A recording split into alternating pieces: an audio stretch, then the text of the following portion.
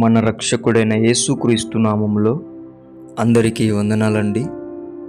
ఈరోజు దేవుని మాటలు కీర్తనల గ్రంథము 9వ అధ్యాయము 8వ వచనము.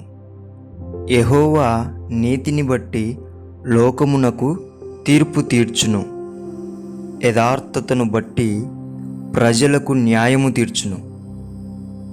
ప్రియమైన దేవుని బిడ్డలారా, మనము నీతిని యథార్థతను ఎప్పుడైతే కాపాడుకుంటామో దేవుడు ఆ నీతిని బట్టి మనకు తీర్పు తీరుస్తాడు.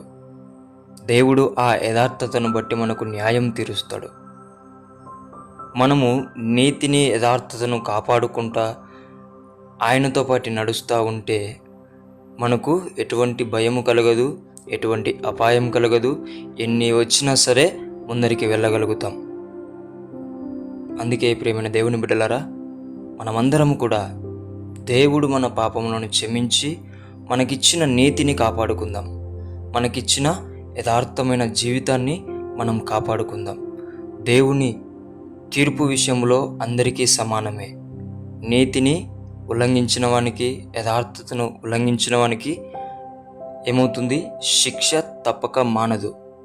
ఆ పరిస్థితి మనం తెచ్చుకోకుండా ఎప్పటికప్పుడు మనము మన నీతి విషయంలో సరి అయిన విధముగా ఉన్నామా, మన యథార్థత విషయంలో సరి అయిన విధముగా ఉన్నామా అనేది మనము చనిపోయేంత వరకు మన నీతిని కాపాడుకున్నాం. మనకు దేవుడు ఇచ్చిన నీతిని, యథార్థతను కాపాడుకొని దేవునిలో సంతోషంగా బ్రతకాలని దేవుని పేట మనవి చేసుకుంటున్నానండి. దేవుడి మాటలను దీవించునుగాక. ప్రార్థించుకుందాం.